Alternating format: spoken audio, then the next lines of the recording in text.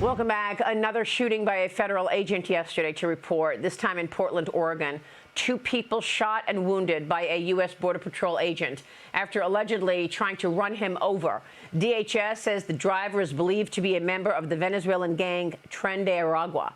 Massive protests have been breaking out in Minnesota and across the country after the fatal shooting of Renee Nicole Good.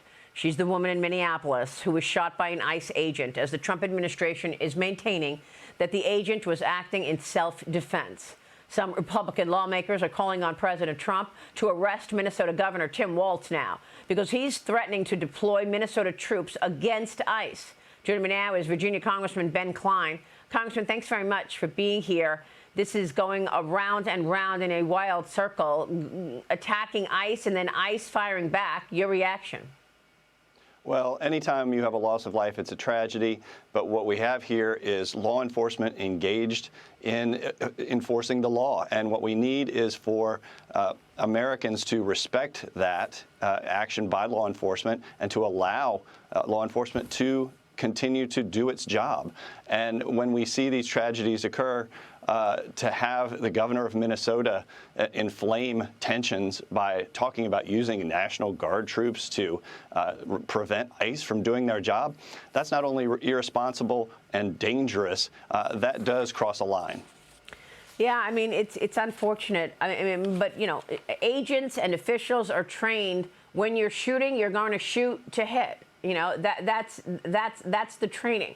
And if they are feeling like they are in jeopardy or vulnerable, they're going to shoot back. But how are you going to stop this? What can you do as an elected official to stop this back and forth? We have to continue to remind the people that protest is protected under your First Amendment right, but you are not allowed to interfere with law enforcement in the performance of its duties. When the Biden administration allowed more than 10 million illegal immigrants into this country, and Donald Trump was elected president with a mandate to remove those people and secure the border, he is doing that. He is doing that in the most safe and secure way possible. But the American people, while they can express their opposition to ICE, they should not and must not interfere with ICE in the performance of its duty. Yeah, of course. 17 House Republicans, meanwhile, voted with Democrats yesterday to extend Obamacare subsidies for 3 years. Senate Majority Leader John Thune said once again yesterday there's no appetite for the extension in the Senate. So the path really is unclear here. But what do you want to say about that, as well as the House passing a federal funding package yesterday of $180 billion, both parties overwhelmingly supporting the final package of 3 bills, even after GOP pushback earlier in the week over the Minnesota fraud concerns, Congressman? You know, it's a busy week in Washington. We have an agenda, America First agenda we are trying to enact and put in place. But right now we are trying to undo years of malpractice by Democrat administrations like the Biden administration, like the Obama administration. Obamacare is broken. It is a broken system. We can't double down with subsidies, extended subsidies that just paper over costs and take taxpayer dollars and send them directly to insurance company CEO pockets. That's not what we should be doing. We should be putting this money in the hands of taxpayers, giving them more options to choose the health insurance plan that's right for them. And then moving on to the spending bill, you know, we need to undo all of the Pelosi-Biden language, the Green New Deal language, all of these regulations that were put in place by the last administration and the last Congress.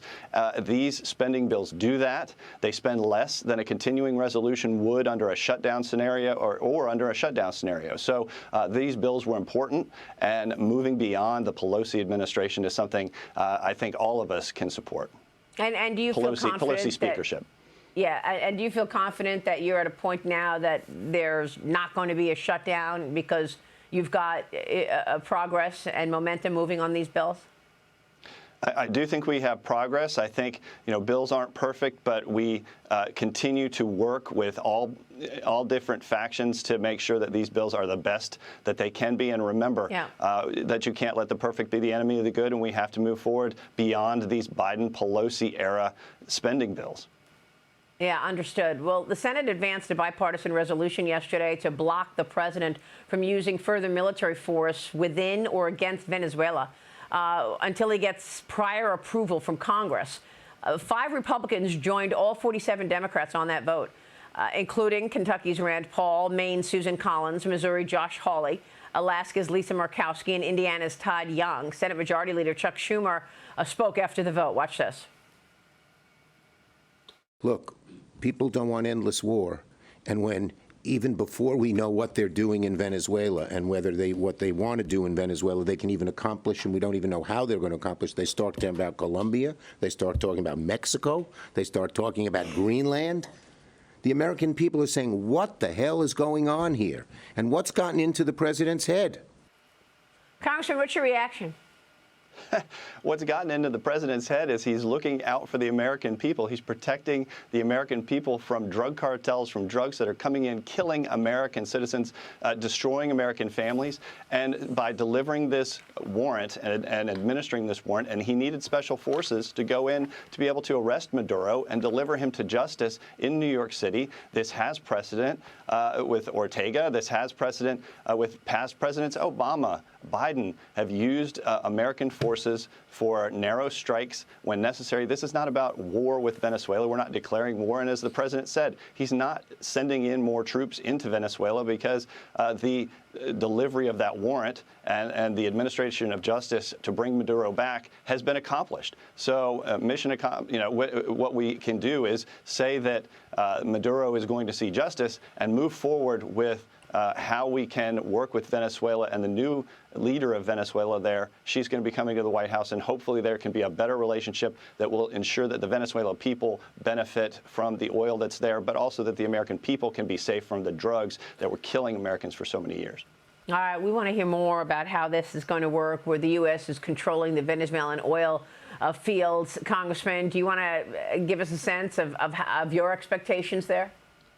Well, I think that's a step down the road right now. We need to be focused on Maduro. We need to be focused on the crimes that he committed and the administration of justice there. There will be time, and the president is acting swiftly to bring oil companies in to talk about rebuilding the infrastructure.